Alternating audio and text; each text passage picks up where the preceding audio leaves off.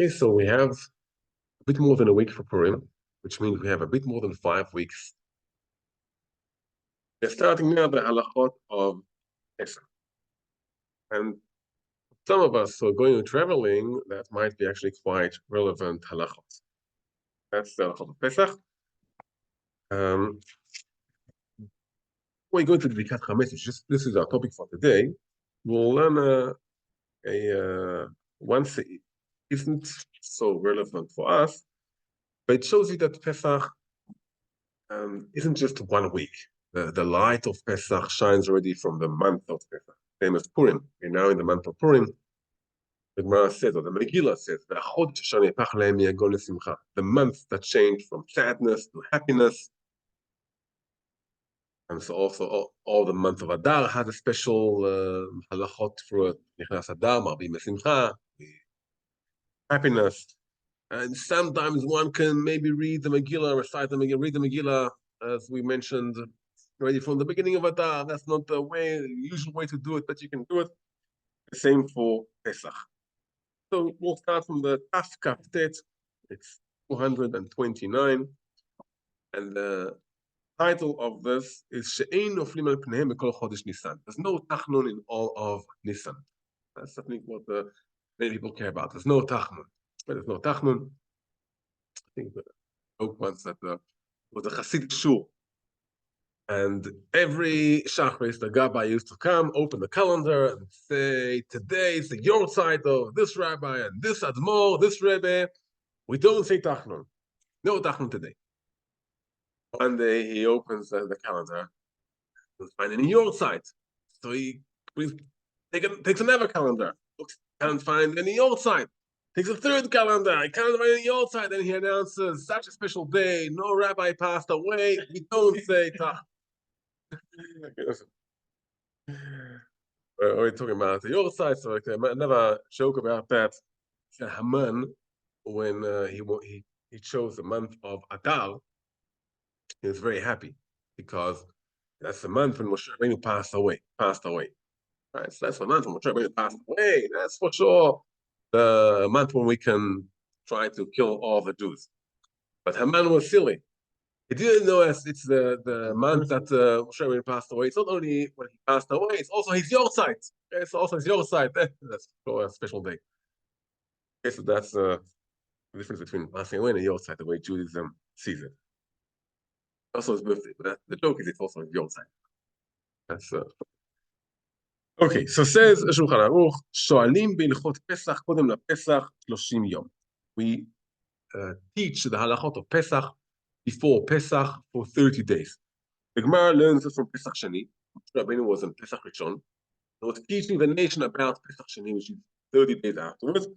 And we can see that for every Chag, we should learn the halachot 30 days before the Chag comes. So in Purim, when you'll be having a L'chaim, you can open the Shulchan Aruch, the Mishnah Berurah, and start learning the halachot of Pesach.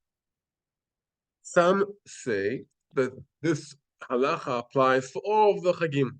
Well, Shavuot, Sukkot, and some hold, Beit Yosef brings this opinion, that this halacha is only for Pesach. And because if you look at the volumes, so we have a whole volume in Shulchan Aruch, more or less talking about Pesach. How many volumes do we have talking about Shavuot and Sukkot? Less than a third, probably, for both of them together. So there's many halachot of Pesach, chametz, and checking the chametz, and what happens when you have a mixture of chametz, and you bought meat now, can you eat it on Pesach, can you eat it on Pesach? So many questions, and therefore we start learning the halachot for 30 days before Pesach. How do we catch it? The safer culture with the entire year and every day, and learning for every day, and it found things to teach about for every holiday. Yeah, you can learn many halachot about, let's say, Sukkot. And we're talking about Sukkot, but the Shulchan Aruch, Yosef, the same person of the Shulchan Aruch, Yosef Karo, he writes, take a lulav or an etrog from the shop, most chances it's kosher. He says, and that's you have to understand. Are we more machmir today, or maybe the agriculture has changed? But that's now before Purim, before Sukkot. So that's what says the Mishnah, the Shulchan Aruch about Pesach. And we collect 30 days before Pesach already. We start collecting kimcha de Pesach, wheat that used to give for the poor people for Pesach, that they would just donate money. And in those days, everyone who used to live in a community or in a city had an obligation to give the money. How long do you have to live there? For 12 months. That's not so relevant for today, because today we usually just give on credit card, and there's I wouldn't say international organizations, but I'm sure we have international organizations of Tzedakah, but for sure in Israel we have national organizations, and you have Chasdei Nomi, for example, who take care of, different places. You can see here that you should try to support the poor people in your town, in your city, and so that will be for Pesach. Here comes the halacha of ein noflim al pneihem b'kol chodesh Nisan, or of chodesh Nisan we don't say tachanun. Ve'ein omrim tzidkatcha b'mincha, according to the rule. When we have tachanun on Shabbat, if theoretically we would say tachanun on Shabbat, we also say tzidkatcha in mincha. There's no tachanun on Shabbat, we don't say tzidkatcha in mincha. And the Shulchan Aruch brings here also the halacha of ta'anit bechorot. Anyone here a bechor? So what do you do for ta'anit bechorot?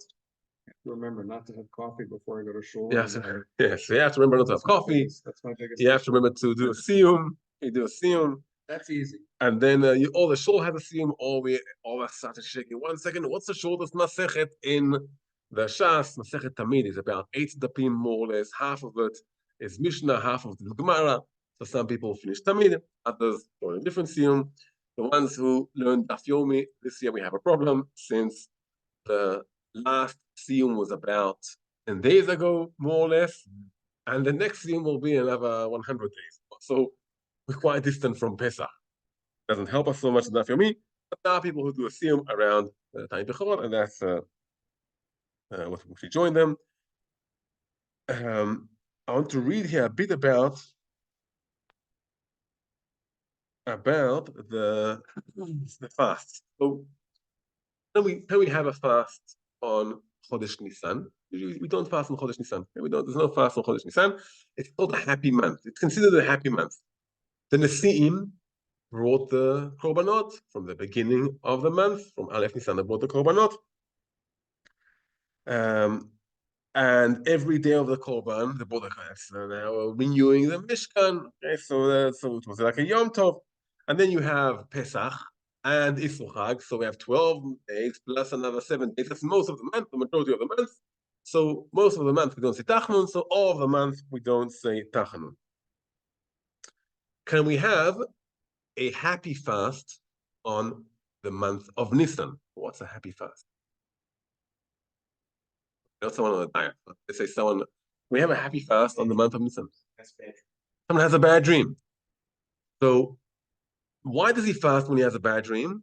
It gives him a bit of feeling. Now he's clean from his dream. So can he have a Ta'anit Chalom? Yes. Yes, Ta'anit Chalom. If someone had a bad dream, he can fast. Today, most people don't do it, and we just say, we don't pay so much attention to dreams. But even on Shabbat, for example, if someone had a bad dream on Shabbat Friday night, Shabbat night, he wakes up in the morning, he can fast on Shabbat day, but then he needs to have another fast afterwards for the fact he fasted on Shabbat. Okay, so the two for the price of one. Today we don't so much fast for dreams, but is there another example for a happy fast? I'll give you a hint. You passed the stage quite a few years ago.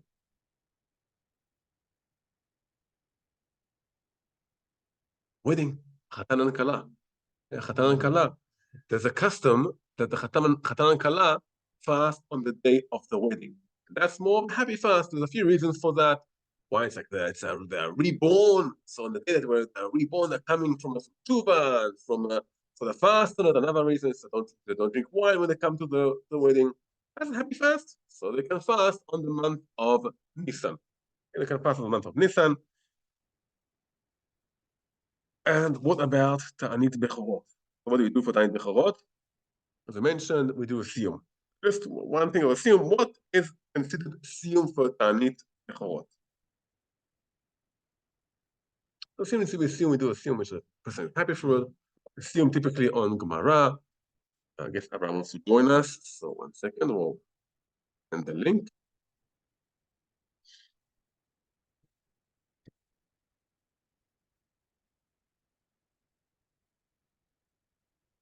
Okay. Yeah, no, it's okay. Anyway, let's send him the link afterwards. On.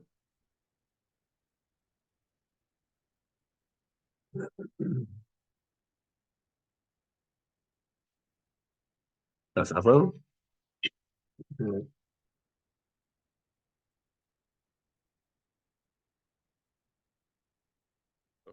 Link and the message. Yeah, all the happens in a group. Yes, and it needs to be good. It needs to be something that we're happy from it. So some people do assume other things, but the main thing is to do assume on Gemara, and it's better for the every bechor, preferably to assume. If not, so he can have someone else in shul do assume for you. Okay, we're starting now the halachot of Bedikat Chametz. Bedikat Chametz, and it's in Siman Taf Lamed Aleph. Before we start from the beginning of the Siman Taf Lamed Aleph, I want to skip a bit, and so we understand why we are learning it now when we have 5 weeks before Pesach. So I'm skipping to Siman Taf Lamed Vav, and then we'll go back. Taf Lamed Vav. Taf Lamed Vav. Dina mefaresh bayam v'yotze b'shayera. Someone who's going in a trip on the boat, in the sea, or just going on a trip in the desert, a shayera. There's many camels, they're all getting ready, and he's going out of the house. It happened today, right? What happens if you leave your house and you go for family in the States or whatever, right? You leave the house. Do you need to do Bedikat Chametz or no? I'm leaving the house, let's say a week before Pesach. I'll be going away for all of Pesach. Do I need to do Bedikat Chametz? Why? I won't be at home for Pesach. You're still in your possession. In your possession, right? It's still a domain. But why can't I just, they nullify the Chametz with doing Bitul Chametz? That's mitzvah. Okay, the mitzvah midivei Chachamim to Shmitu, right? So according to the Torah law, we can just do it by saying, okay, I'm not doing the Bitul Chametz. Chachamim said, do the Bitul Chametz by looking for the Chametz, doing the Bedikat Chametz, by searching for the Chametz. So the Shulchan Aruch here distinguishes between someone who is leaving the house in 30 days for Pesach and someone who's leaving the house before 30 days for Pesach. Like if you leave the house before until Purim, you plan to be out of the house for a month and a half, there's one halacha. And if you leave the house after Purim, you're already in 30 days for Pesach, there's a different halacha. Okay, so there's a Shulchan Aruch. Someone who's leaving the house for a long time and is planning to come back after Pesach. If it's in 30 days to Pesach, which means it's after Purim, he checks his house. He does Bedikat Chametz. He looks for Chametz without a bracha. The bracha is on the evening of Pesach. If he leaves the house 30 days, more than 30 days before Pesach, if he leaves the house more than 30 days before Pesach, the halacha is quite simple. If he's not planning to come back home, he doesn't need to check the house. If he's planning to come back home, he should check the house. Even, okay, that I think something we can relate to. He's leaving the house tomorrow. He's planning to come back a week before Pesach. Theoretically, he'll have a whole week to check the house before Pesach. Okay, so in those days it was maybe more common, but even in our days it can be common. He should check the house before he leaves, although he'll have a few days to check the house before he can landing back and Pesach. Why? Why should he check the house before he leaves? What happens if he gets stuck? Be back just the day beforehand. Yeah, just a few hours before Pesach. What happens if, let's say, for example, a war starts and he'll be stuck in the States for another week or 2 weeks? Okay, what happens if there's a hurricane and now there's a thing like that still happened today, right? I think this week we didn't celebrate, but we mentioned 10 years for the Malaysian airplane. So Baruch Hashem, airplanes usually come on time and they land on time and everything happens on time. But sometimes things, the weather alerts or other things, and you never know what can happen. So Someone is leaving the house in 30 days for Pesach, he needs to check the house regardless if he's coming back or not coming back.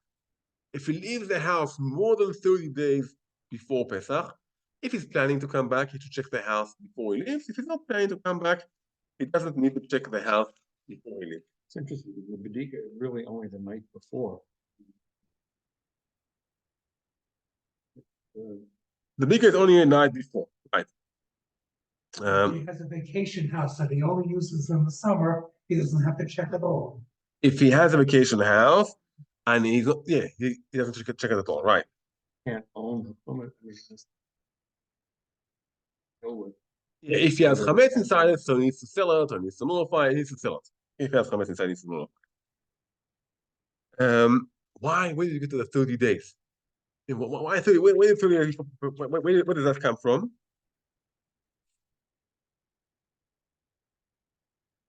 What do you think? We already said 30 days before Pesach. That's already the time when we prepare for Pesach, right? We start learning the halachot of Pesach. Think already of Pesach. So Chazal said like that. From the Torah law, it's enough just to nullify all the chametz and say, okay, all the chametz I have, we say kol chamira b'chamia, the small sentence we have, and that's it. You nullify all your chametz, that's fine. And a few times, and we'll meet it like a few times when we learn, Chazal said, 1 second, chametz, it's so common for us to eat. You see, cook in your house, without even thinking, what will you do? Take a bite of it, right? On a fast, it's so hard on a fast, you go next to a tap and it's so just natural for us to take a cup of water and drink it. Now, chametz, it's even Yom Kippur, which is a fast, it's karet. And we eat it all the time. We can't eat it on Pesach, we can eat it a few days before Pesach. We can eat it right after Pesach if it's different, if it's new chametz. And on Pesach, you can't eat it, so Chazal said, let's distance ourselves from chametz. And also, it's a very severe issur. It's karet. Someone who eats chametz, nichreta nefesh, the punishment of karet. Therefore, Chazal said already, search the house, do bedikat chametz before Pesach.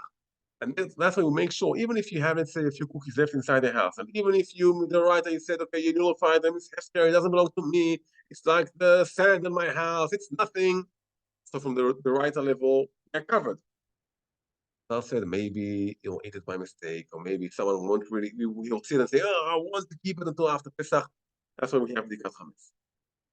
And since already 30 days before Pesach, we are part of getting ready for Pesach, so the obligation for checking Chametz is 30 days before Pesach.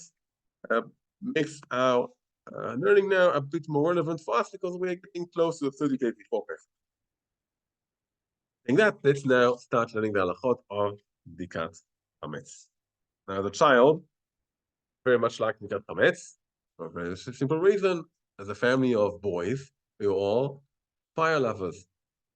Turn on a flame. That's great. Okay, so fire lovers. That's really great. They also use a candle, but they move between a candle and a flashlight, and that's they didn't say torch. But then for Americans, what does torch mean? Fire, right? So it's interesting with the words. So they say torch, fire. You can't use a torch. You can't use a big flame. You have to use a small flame, as we'll get. Okay, so Chazal say that the time for Bedikat Chametz, and that's when we say a bracha, is the night of Yudalet. The night of Yudalet, that's when we say a bracha, the evening before Pesach. And we check the house in the nighttime. In the nighttime, for a few reasons. First, during the day, people are busy, they're in work, they're buying things at nighttime, especially in those days, everything's closed. There's no electricity, that everyone's inside their house. So you have to, in the nighttime, you're at house, you have time. Also, during the day, see, so you can't check with a candle. We'll get to it, why we check with a candle.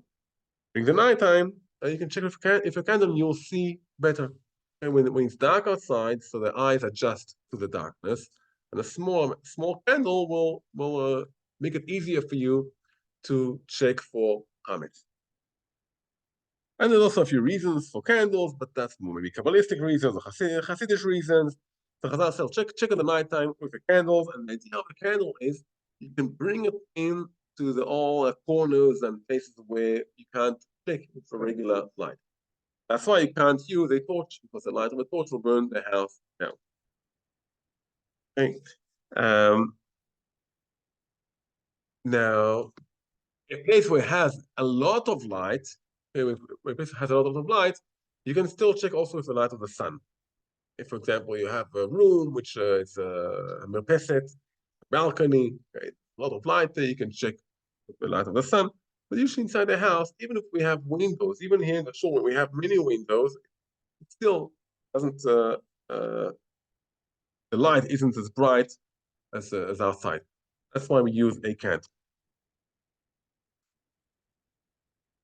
The Shulchan Aruch says, and that brings us to a question: don't check with a light, with a candle of oil.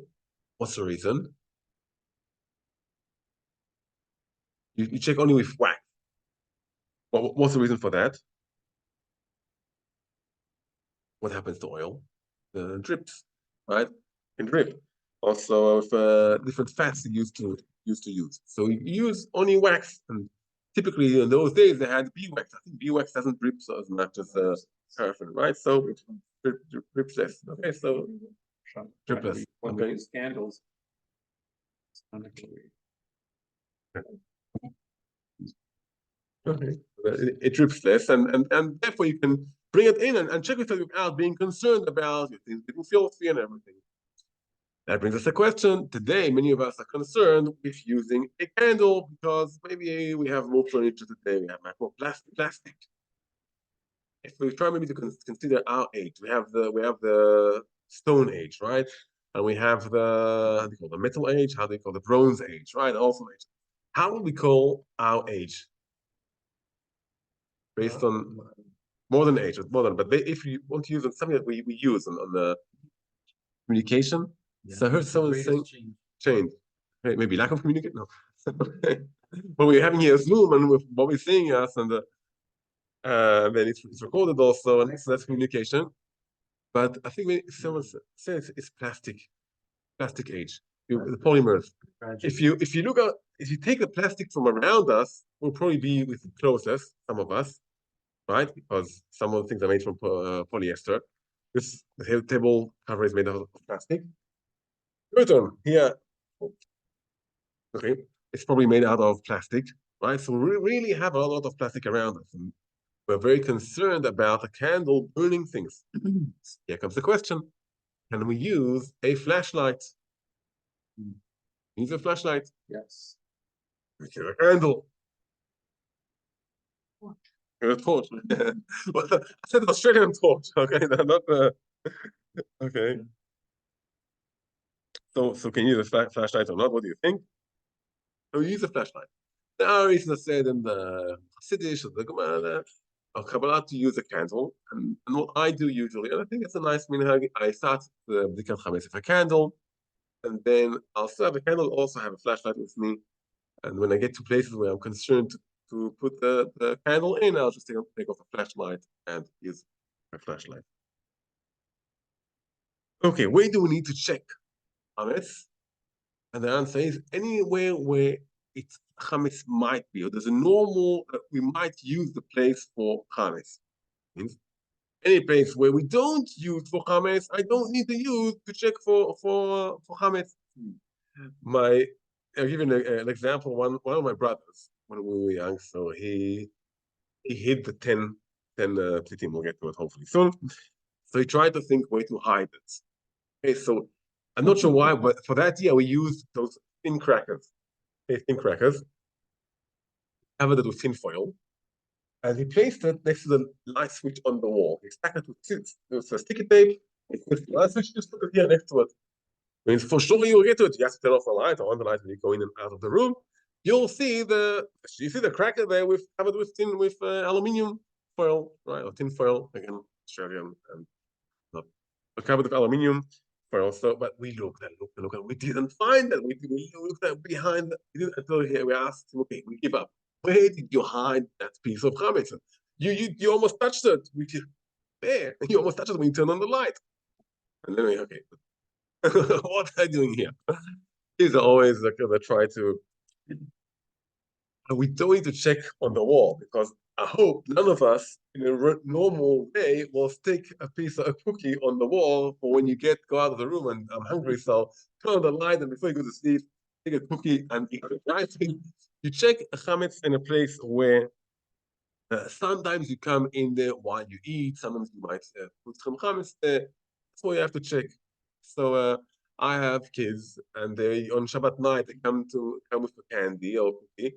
So I wanted to keep it for them. So I'll keep it sometimes in my coat of the jacket. So I need to check my coat of the jacket. Some of us will probably never put food in the clothes, in the coat or something. Never. Some of us. Okay. So they don't need to check it. So it really depends on the person and places where if you have small kids, you don't have small kids, there's a big difference. You have small kids, anything which is in the reach might contain chametz. If you don't, yeah, so it really depends on house to house. You have to check anything which a person in a normal way might have chametz in there.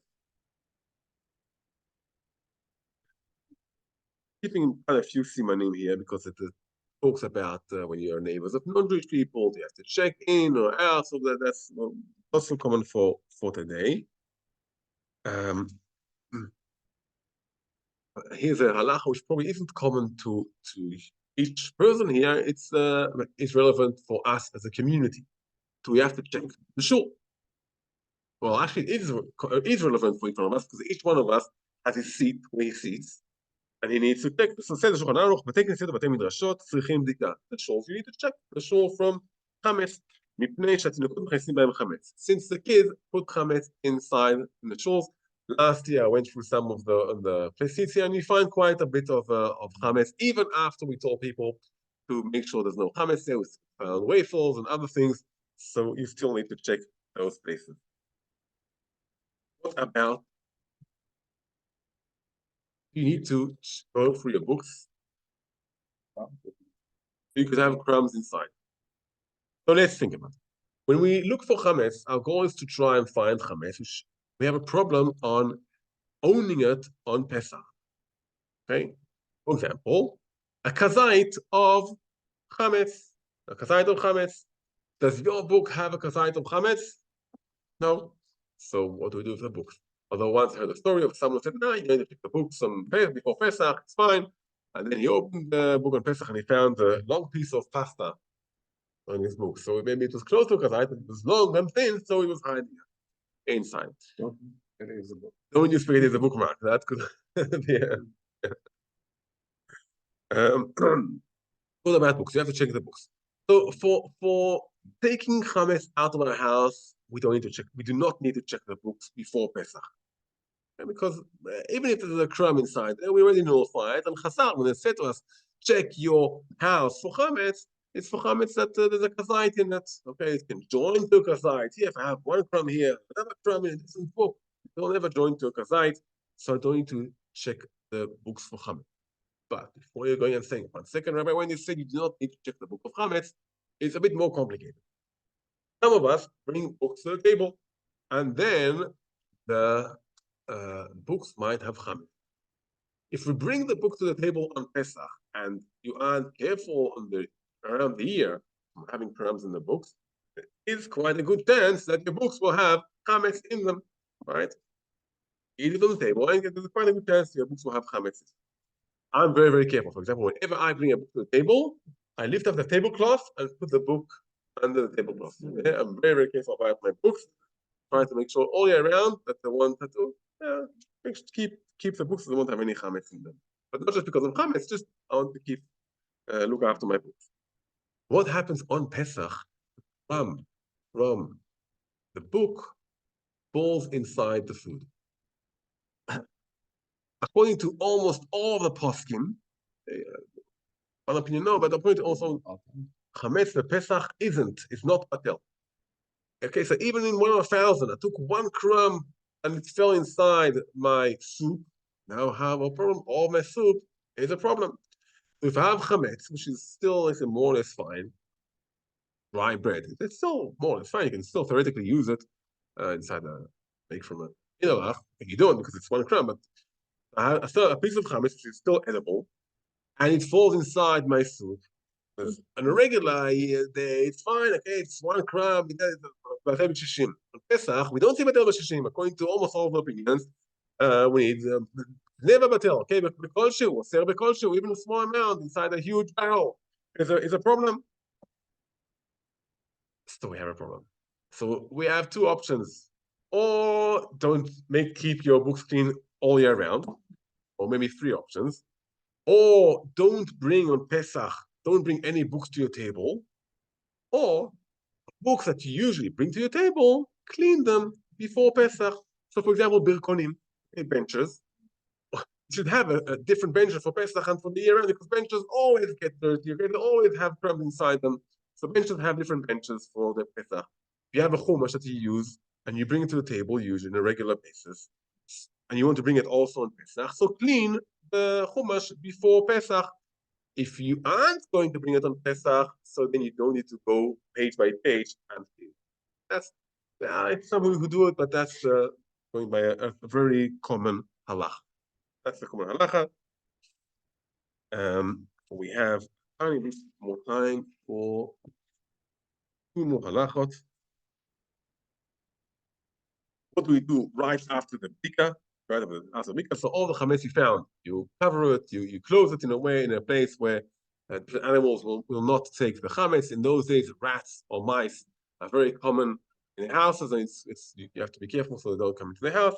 And today, maybe we aren't as careful, so kids can take it, or you can move it from place to place. So just make sure that you don't move it from place to place. Right after the bdika, you nullify all of the chametz that you did not find.